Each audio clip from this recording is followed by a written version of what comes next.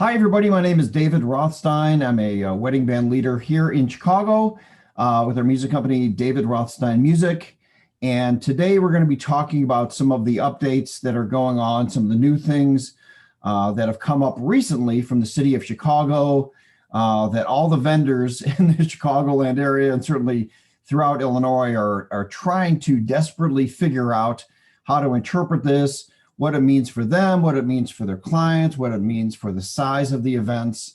So it is a bit of a document. I guess it's a 12-page document and stuff. So it is a bit to go through. So we have two expert translators here who are going to be walking us through that and helping you figure out kind of what it means for you and for your clients. And so you can make the best decisions and find some ways of figuring all this out so we can eventually get back to work in the most healthy and productive way possible. So I'm excited to have two of my good friends here that have been a great guide to helping us figure out how things really work throughout ever since the COVID has really kicked in, and they've explained a lot of different situations throughout the last year or so for various Zooms. So we're thrilled to have Allie Phillips here, as well as Michelle Durpetti. Hello. And they are with the Illinois Events Council, and they have done a lot of great work through with various organizations, through various vendors, and they are here today to help explain how this, what the new policy is, what it means for us, and how to kind of interpret it. So welcome to the program. Thank you for having us. Thank you. Thank you. So of course, let's start out with basically what the basic definition of what this new policy means. Allie. Oh, sure. I'll start and then. Okay. So anyway, thank you for having us, David. We appreciate all that you've done for the wedding industry the last year. Yes. And a couple months, but so we appreciate that. And yes, very exciting. So on Thursday, the city made an announcement and increased capacities not only for restaurants and bars, but for the wedding industry. Had opened up a little bit of a door. I wouldn't say the restaurants and bars have their indoor capacity increase to the lesser of 50% or 100 people. Houses of worship can now operate at 25% capacity. And drum roll, Chicago is sort of following the state of Illinois guidelines that they announced on March 18th. And vaccinated guests now in Chicago no longer count towards the guest limit of 50 people inside or 100 people outside, effective on Thursday. So that's very exciting for everyone. And I know everyone was a little, we've taken some time to have some phone calls and interpret and read, but that's kind of the high level. Michelle, did I miss anything that you wanted to add? No, I think it's important to say, like, this is a good, characteristically, Great. The city of Chicago can do no less than the state of Illinois, but can be more restricted. And characteristically, to date, they have been more restricted. And this is the most on par with what the state has said. And the state released their guidelines and sort of move forward plan probably about 4 or 5 weeks ago. And so we've all waited kind of with bated breath to see what the city was going to do. And so this is a positive thing. However overwhelming initially or confusing it might feel, this is progress because we are able now to move forward. And as David said in his introduction, kind of get back to the business of bringing weddings to life in all of the various facets that we all do that. So this is it's a good thing. It's going to take a minute to interpret, which is okay, but this is a really good thing. So I'm excited to be on this call with you guys today to try to go over some of that. And I think it's really important that it doesn't have to be from 0 to wide open, like Exactly. 300 guests. I think there are smart steps that I'm glad that they're taking, that it's being logically thought through based on the advice of people in the medical profession and not necessarily people who own venues or in the events industry. Because if it was up to us, we want to find that balance, of course, between going back to work, but of course doing it safely. So these types of steps are certainly welcome to everyone. And the problem, or at least one of the challenges, in talking to other vendors is that the interpretation of this by various venues seems to be a little bit different, where it's where you can have dancing, but you can't have a dance floor, or they can, it's a little bit tricky. And maybe you guys can explain, in terms of, is it a matter of, do you have to call that specific venue and see what their interpretation of it is, or what advice would you have for somebody that now has some upcoming weddings because So of the flow? I would start with this. I'm sure everyone remembers that viral post that was going around social media a few years ago. Is the dress white and gold, or is it blue and green, Right. or whatever that was? And everyone's interpretation was different. And that sort of was all dependent upon how you saw it. It's kind of what everyone's going through now. And so we are human beings. None of us are, flawless. And so we are all interpreting this to the best of our ability, based on some of the pressures and burdens that we're bearing while we're trying to make our way safely through this, survive, have viability economically with our businesses, pay bills, and and accommodate our clients and honor those contracts. So I would start with saying, as a vendor, you're always going to experience another vendor in conversation of planning an event or wedding where they see things a little differently than you. So where I like to start, David, is exactly what you just said, respectfully, without any kind of air of defensiveness. I like to reach to the venue. Ultimately, and Allie will speak on this, Right. when we were on the call with the city of Chicago, the BACP, earlier last week, we asked to get on a call with them right away. So we're like, okay, you've announced these guidelines, let's talk about them. And they're wonderful and willing always to talk to us, which is great.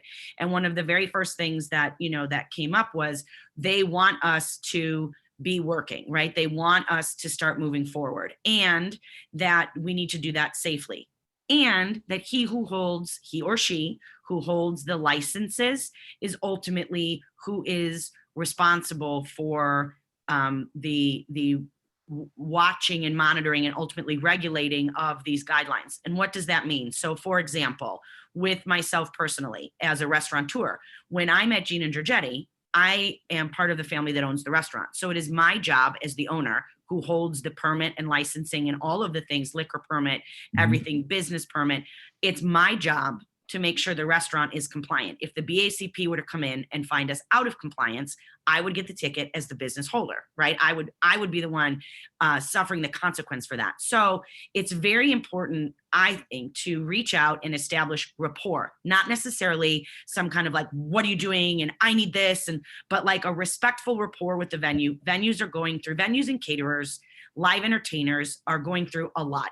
We're all going through a lot, but these are the ones that are, in my very humble opinion, are the ones that are really having to do a lot of the dancing, no pun intended, in terms of around these guidelines, interpreting them and all of that. So if you can start at your venue and say, hello, I am the planner or the entertainment or the XYZ. If there is a planner on the wedding, maybe you start reaching there.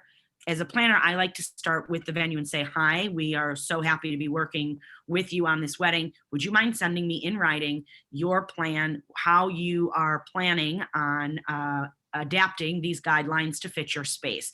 And by adapt, I don't mean like poetic license, like you change something so that it's out of compliance, but adapting by reading, interpreting, understanding, and coming up with a plan for your guests so that they can still have the right experience and still be within every safety guideline. So I start there, and then I have that in writing, and that allows me then to sort of be a gatekeeper of the expectation the venue has with regards to all the other venues that contribute to bringing the day to life. So that's where I like to start.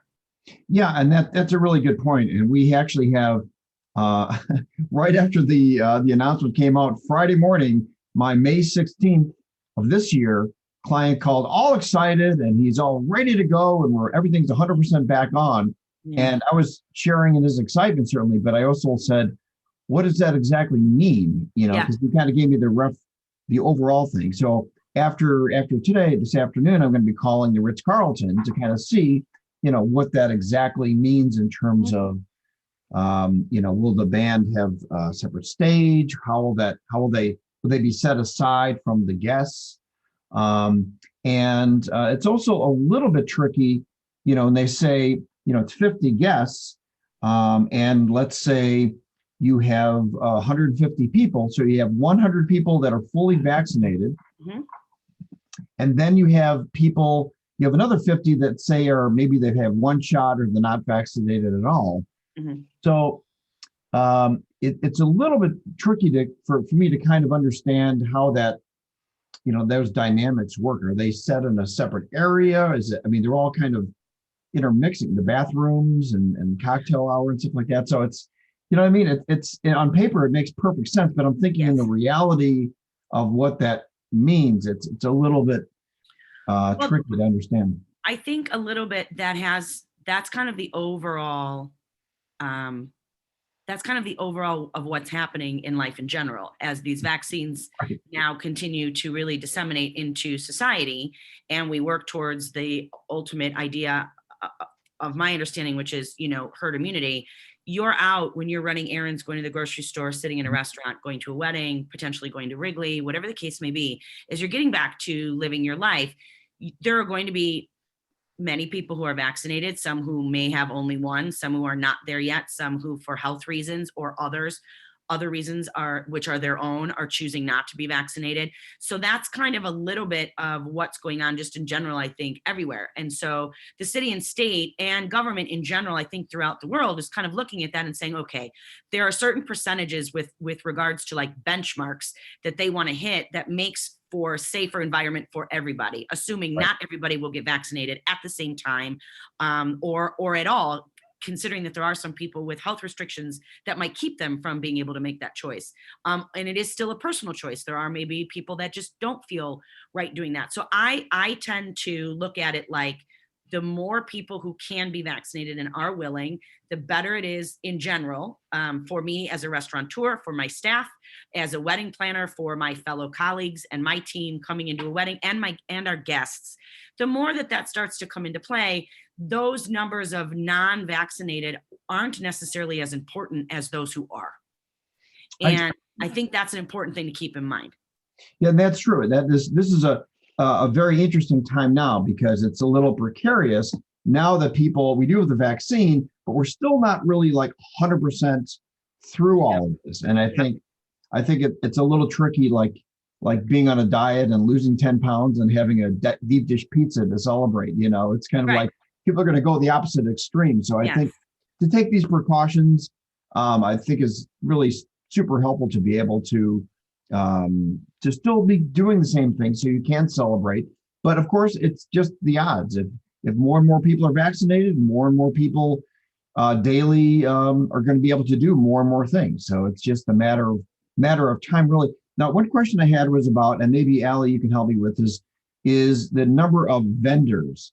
So if you have, let's say, 150 guests, and there are 50 guests that are non fully vaccinated, but then you have the wait staff, your photographer, video person, the full band, sound guys, the venue staff. Are those counted in? And if so, how are they? How do they register? Is there any kind of vaccination policy with them? They are not. They are not counted in. They have not made statements about the only thing that they have said is that the vendors, photographer, videographer, everyone who's there, servers and things like that, do not count towards the capacity limit. It's strictly the guests.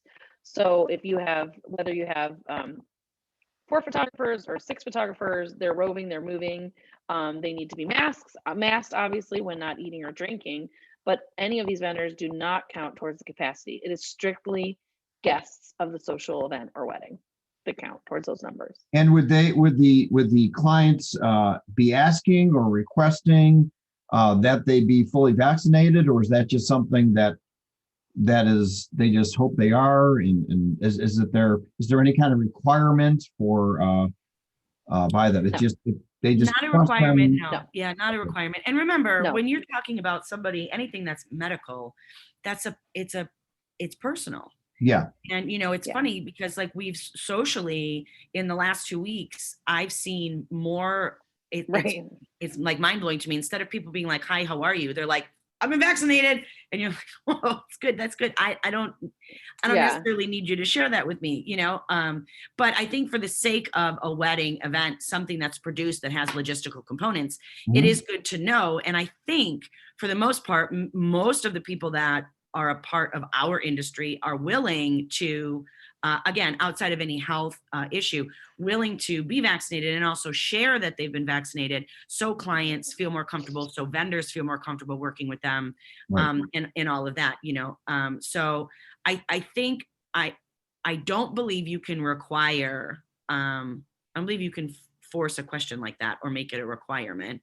It's a, Um, I understand, it's a tricky thing, and it's tricky. it is Yeah. because you don't want to be obviously imposing on people's personal health and any information there for that. But same token, you want to do everything you can. But I think it's something where Right. people at this point, anybody in the events industry, wants to get back to work, and so like I'm requiring all the musicians that are going to be on stage with us to have been vaccinated. I don't Right. need to see their card. I don't, Right. trust them and everything, but it's you want to just do everything you can to kind of reduce the odds of Yeah. things like that. And one thing that We've you had mentioned- clients ask, Sure. like I've had clients say, can we ask our vendors? And I said, yes, but you have to realize that they might not be comfortable sharing it with you. So, Right. although like Michelle had said, most people that got vaccinated are like, I've been vaccinated. So I've had a lot of vendors that, for weddings that we have coming up that have shared on social media that they're vaccinated. So I say, hey, are you comfortable with me letting the client know that you're fully vaccinated? Oh, yes, I am. So I think it's something you just have to be respectful of, like Michelle said, because it is, not everyone's going to choose to get vaccinated and maybe they can't, so it's something that you just have to be respectful of it when you're talking to other Right. people about I it. wonder if someone's going to come up with like a vaccination like logo, like some kind of like seal or something that you can put on your website or whatever. Like I'm not saying like a tattoo by any means, Like, but something that Featured on such and such yeah, publication, exactly. fully vaccinated. This is kind of fully you vaccinated. got to just special hand signals or something. I don't know.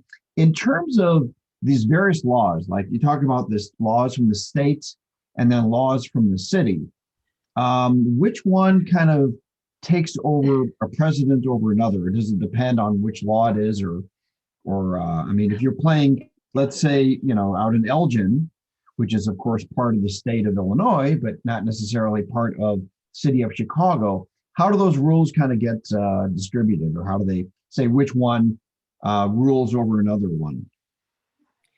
Really quickly, I just want to jump in. So these are not actually laws.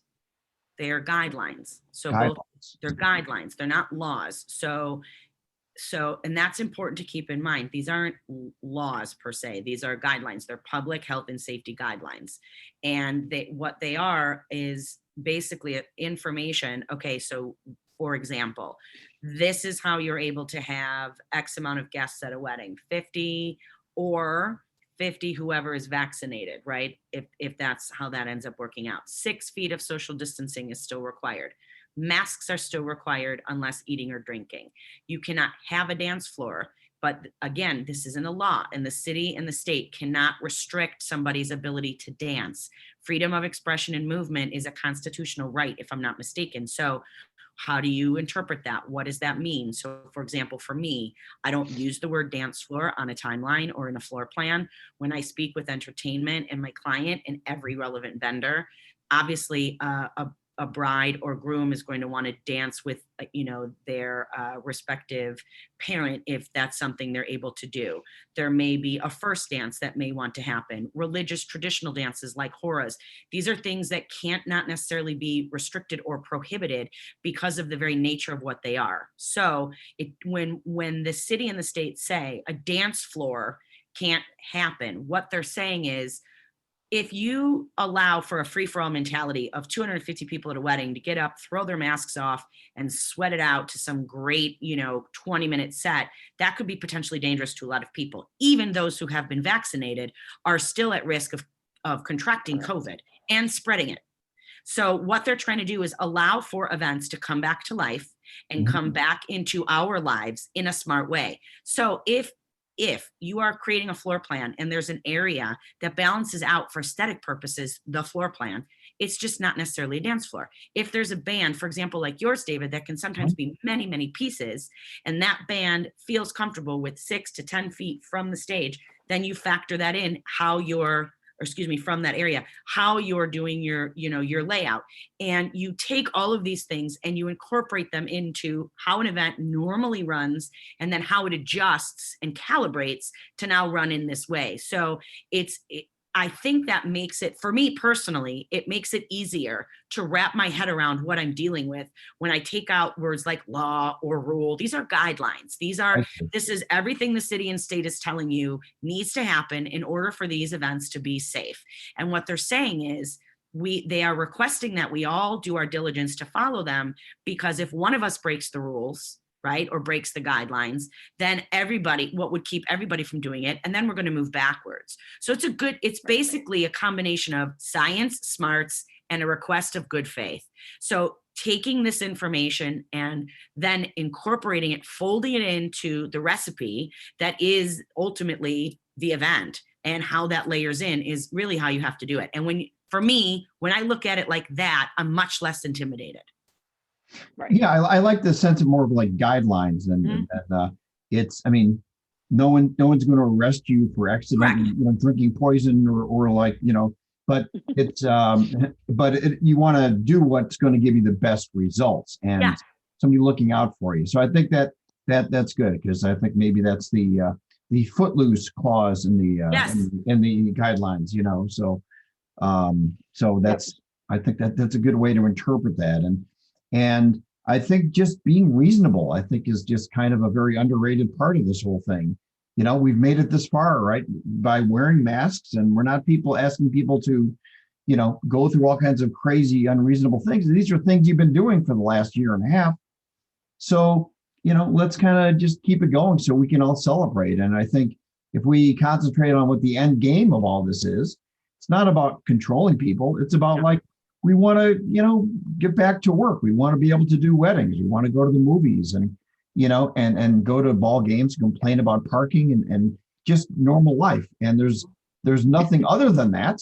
And I want to talk about music instead of contracts and dealing with things like that. And I want to eat an overpriced hot dog at Wrigley, really desperately. Exactly. Yeah. My fiance said, take me somewhere expensive. So I took her to Wrigley Field, Yeah, exactly. So it's yeah, I'm going tomorrow. You are? Oh, fantastic. And so this is certainly an exciting time now. It's also something where I think we can, if we're smart, we can accelerate this. And if we take this this bit of responsibility that they've given us to say, like, okay, you guys do this, and then we can much more quickly get to the next stage. Maybe it's 100 guests or 200 guests or whatever we need to do. Well, but this is an opportunity. That's how I see it. This is an opportunity to prove that we are going to take this responsibility, this opportunity seriously. We're going to use our basic guidelines, which we've followed before, and let's do what we can with what we're given. Right. And remember, David, we are right now in phase 4, and all of the things that the city announced last week went into effect last Thursday when they announced them. And this is the right now part of the journey. We are heading relatively on a good clip towards the bridge phase, which then loosens restrictions yet again. And Allie can kind of speak to that when I just say what I'm going to say. Once we hit bridge, who's vaccinated, who isn't, how that's monitored, all of those things is going to evolve again, because the ultimate goal that we've learned being on all of these calls, the ultimate goal is not to restrict us from doing our job, but get us back to doing our job. And as an industry, if we can wrap our heads around that and work together, keep respectful towards each other, stay mindful of the fact that our clients also have a lot going on, and a lot of times, do we charge a date change fee? Is there this? Is there that? A lot of times clients don't understand the whys behind that, and to reasonably make an attempt to, with respect, talk them through that. Maybe not everybody, but you might be able to educate somebody, and that's a good thing. Then you're that education will go beyond them to somebody else potentially. So I really think it's really just about step by step, doing what you got to do to keep it moving forward. Right now, I mean, bridge phase is like, what do you think? Probably a couple weeks away. Yeah. Yeah. If all goes well, because there's metrics tied to it all, the bridge phase, we could feasibly be in the bridge phase within 2 weeks. And then that would mean 250 guests indoors for the state of Illinois. Now that right now, Chicago and Illinois are aligned, but will the bridge phase Yeah, she's losing her as it signal. looks in the state of Illinois? Yeah, sorry. That's okay. So what she was saying is, Can you guys? yeah, to date, I'll just repeat that for you, Al, while you get to your other signals. Sorry. Yeah. That's all right. Allie and I go through this all the time. Wi-Fi. So essentially, David, the city and the state right now are very much almost running parallel. The guidelines and the restrictions are very similar.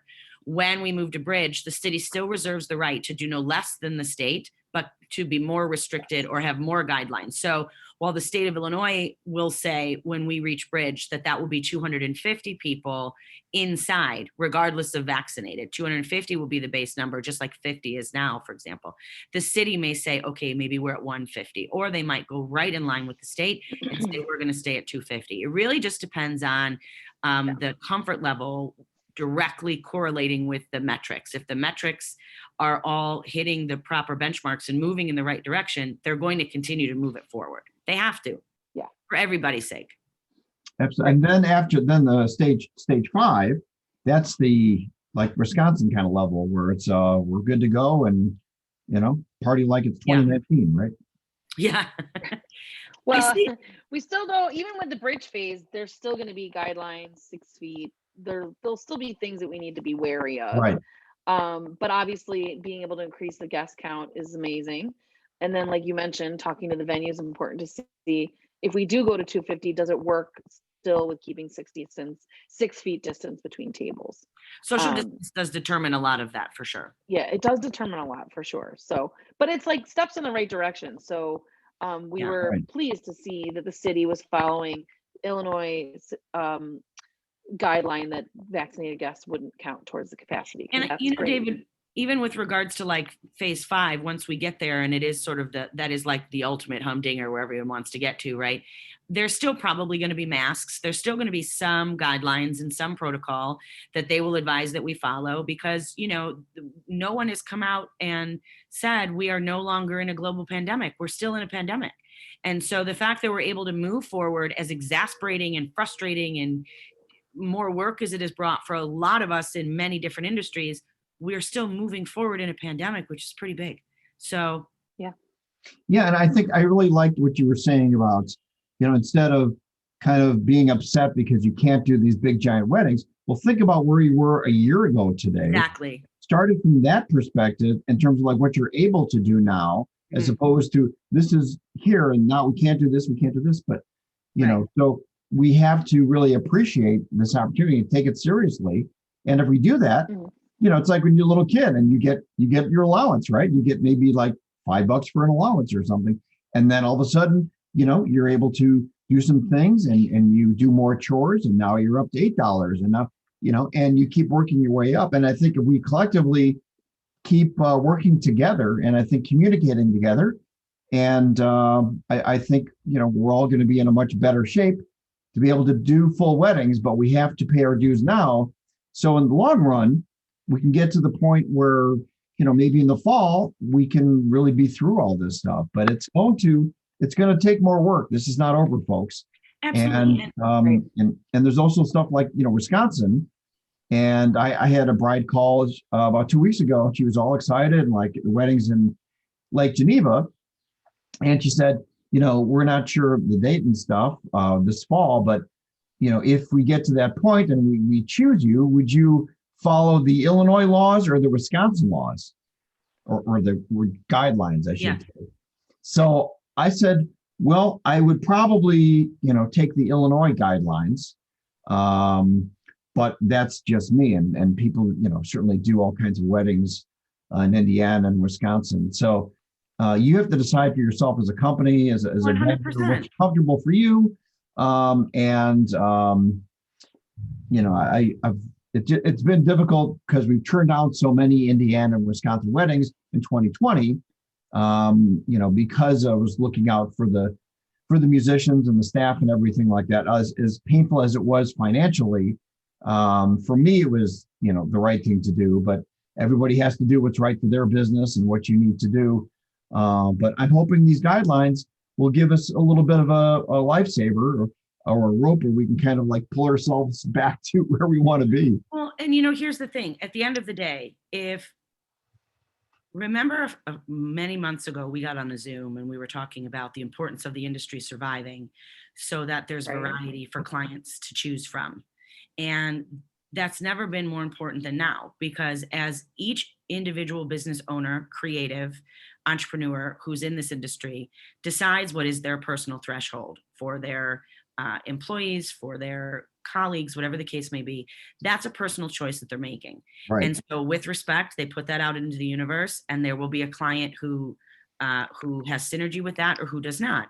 And if we all make the collective effort to have respect for one another, work together to read and really diligently interpret these guidelines, and then have some mutual accountability, where, okay, we're all going to be, this is how we're going to each individually interpret, what our different comfort levels are.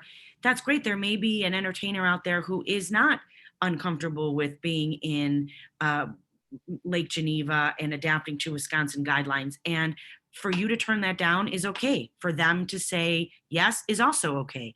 Because right now, everyone's got to do, within these guidelines and being smart and doing the ethical. You also have to do what's right for you personally. And that's okay. But the important thing is we're still moving forward. So when you're working and other bands are working and Allie's working and I'm working and multiple photographers, et cetera, the more that we are all getting back to work, the more we're talking to clients, the more we work together to do the right thing, the better off the industry is on a whole, because we are known then for integrity. We are safer, and we're actually in the business of being in business. And I think that's what's really important to keep in mind. It's okay to say no if you're uncomfortable. I've turned down several leads. Allie and I talk about all the time. I have not been comfortable. I've not been comfortable pursuing 2022 clients right now because I just didn't know. I didn't want to rush into it. And so I took a hard look at my pricing, my process, how I'm marketing, everything that I'm doing, because I was like, you know what? If I'm going to do this in 2022, I need to make sure that I know what it means for me to say it is worth it. And so that was what I took some time to do. Everybody's different, Yeah, and I think the most important thing and the great work that you guys are doing that have helped so many people is everybody having the right information, because if you just hear like snippets of things and like, oh, and then it gets misinterpreted, then somebody says, oh, no, I thought it was this. And having a clear voice is super important. And like, here's exactly what's going on. Now that you understand all this, now, like you said, you have the choice of doing what's right for you and your company. But it's important that you have all the information, and just like alcohol or smoking or eating donuts or whatever, you have your choice. And it says, this is not the best thing for you, but if you want to do it, that's still your choice that you need to do. But we want to at least make you aware of nutritional labels and things like that. And I think that's, the biggest thing that you guys have really, really done. And to help kind of, get some of the information out there, because things are changing. And certainly Thursday's announcements of the guidelines was definitely a big step. A lot of people are really excited, but a lot of people are maybe a little bit confused. And I'm hoping today and the Zoom interview you guys did earlier on the Illinois Events Coalition page is going to really help people get the best and most clear information and some steps they can do to what does this mean for you in the real world.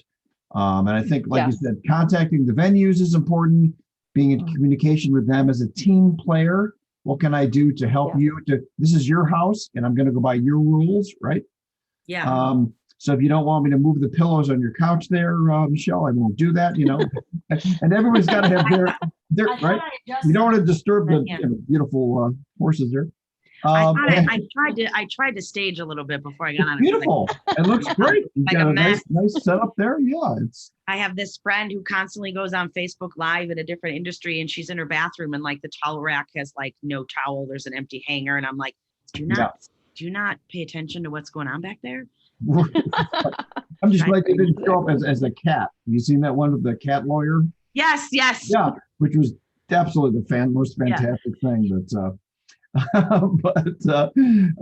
So these venues, this is their house. They have people they have to report to. Some of them, like Marriott or Lowe's or Ritz-Carlton, they are owned by much larger organizations, and they have their policies, which obviously have to be a little bit geared towards their overall concept of things. So, don't just take this information and just run with it and assume anything. A quick little question, a quick 5-minute conversation can make a huge difference.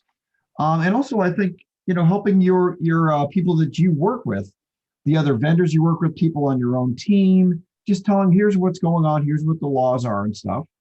And so they feel comfortable. They feel like you're looking out for them, you're looking out for them. And what's going on as kind of the head of the household, whatever, that you're looking out for your family, and everybody in the events industry sees the people that work with them as their family, and the owners of the company have to be kind of the father or mother of the family to make sure that they understand, and they've done the homework to make sure that they get to perform in a safe, healthy environment, and somebody's looking out for them, and they don't have to figure this out on their own. No, not at all. And like, at the end of the day, I will always go back to, this is progress, and this is good, and this is how we move, back to the things in life that make life so much more layered and worthwhile and amazing, right? Celebrating milestone moments, layering it with all of these experiential elements like sound and look and taste, and capturing it on film and all of that. We're now finally in a place where we're moving back to all of that. So let's be smart. Let's do it right.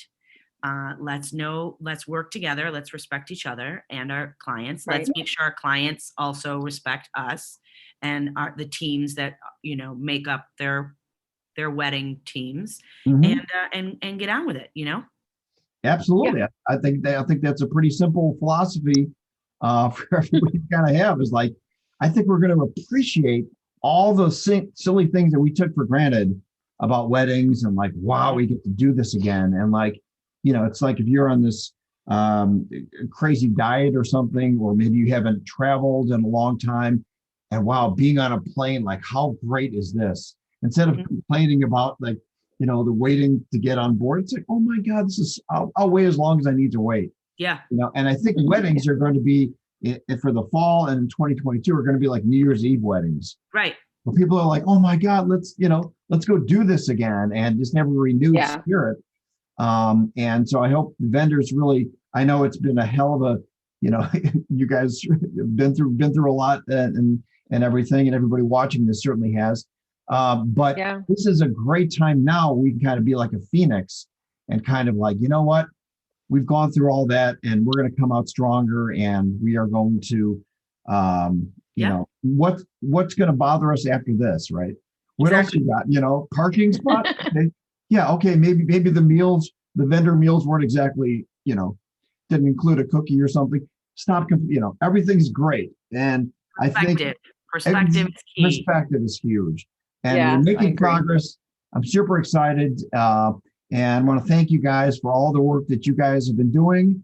And I know it's been an uphill climb, but a lot of people, including myself, really appreciate everything that you guys have done to not just at the very beginning of stuff, but throughout this whole thing, to kind of keep everybody informed and going, and knowing that they're not isolated on their own, that you've got a whole events industry, people that do care about you, and people that want to see everybody succeed, and there's plenty of work for everybody.